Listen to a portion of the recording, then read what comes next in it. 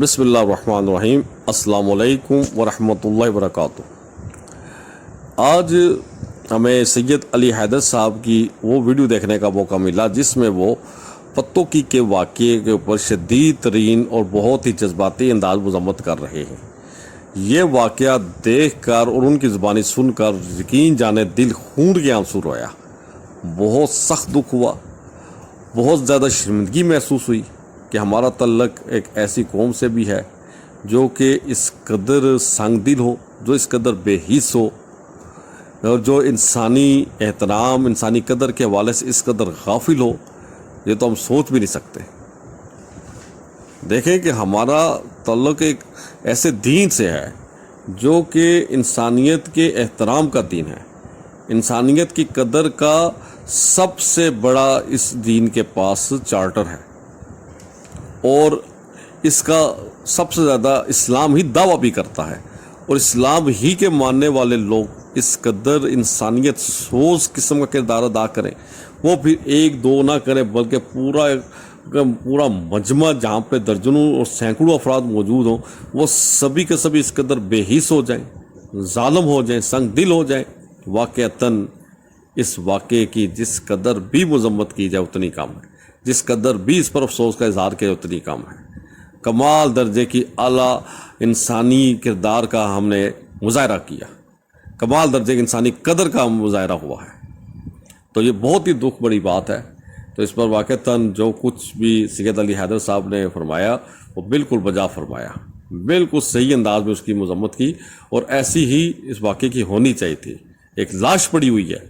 اور درجنوں سینکڑوں افراد موجود ہیں۔ اول تو یہ واقعہ ہی اس کی انویسٹیگیشن ہوگی تو پتہ چلے گا ایسا واقعہ جو اس کی وجہ بیان کی جاتی ہے وہ ہوا بھی ہے کہ نہیں ہوا، اور بالفرض ایسا ہوا بھی ہو جو کہ اس وہاں پہ بیان ہوا ہے، تو پھر بھی کسی انسان کے پہلے تو مرنے سے پہلے ہارٹ اٹیک ہو جانے کی صورت ہی میں تمام تر کاموں کو چھوڑ کر اس بندے کو ریسکیو کیوں نہ کیا گیا، اور اگر وہ مر ہی گیا بیچارہ، اس کا وقت آیا ہوا تھا، تو پھر اس موقع پر اس کی لاش کو فوری طور پہ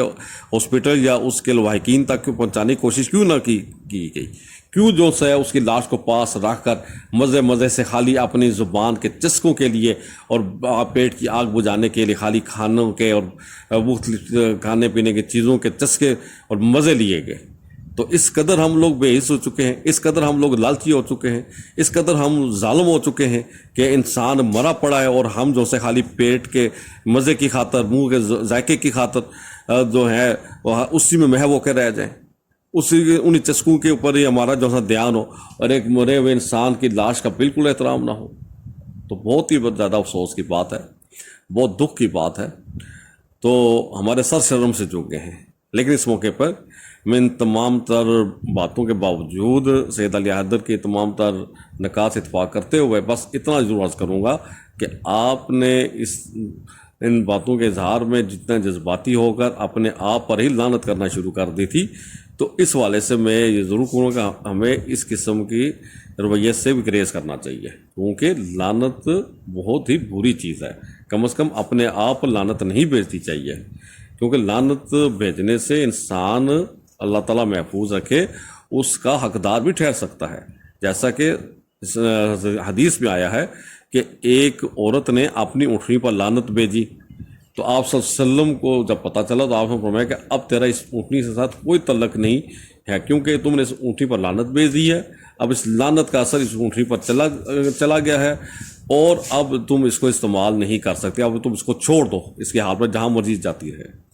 تو جب کسی پر لعنت کر دی جاتی ہے تو اس پر اس کا اثر جا سکتا ہے، لہذا کسی پر بالخصوص اپنے آپ پر تو لعنت ہرگز نہیں بھیجنی چاہیے۔ تو میں امید کرتا ہوں کہ آپ ہماری اس گزارش کو سنجیدگی سے لیں گے اور اس سے اپنی اصلاح کرنے کی کوشش کریں گے، اور ہماری نقطۂ نظر جو خالص نیک نیتی پر مبنی ہے اس کو ضرور سمجھنے کی کوشش کریں گے۔ تو اللہ تعالیٰ ہمیں اپنی اصلاح کرنے کی توفیق عطا فرمائے، اور جو اس قسم کے واقعہ پیش آیا ہو یا اس سے ریلیونٹ اور بھی کچھ واقعات ہوتے ہیں، اللہ تعالیٰ ہماری قوم کو اس قسم کے واقعات سے بچنے کی اور اپنے کرداروں کی اصلاح کرنے کی توفیق عطا فرمائے، اور ہمیں ایسے کام کرنے کی توفیق عطا فرمائے جس کی وجہ سے ہماری قوم کا اور ہمارے ملک کا نام دنیا میں روشن ہو۔ تو اللہ تعالیٰ ہمیں وہ وقت جلد دکھائے کہ جب کہ باقی قومیں ہمارے اوپر فخر کریں۔ تو انہی امیدوں کے ساتھ اور انہی تمناؤں کے ساتھ اور دعاؤں کے ساتھ ہم آج کی اس ویڈیو کا اختتام کرتے ہیں. تو آپ سے اجازت چاہتے ہیں, ہمیں اپنی دعاؤں میں ضرور یاد رکھیں. والسلام علیکم ورحمۃ اللہ وبرکاتہ.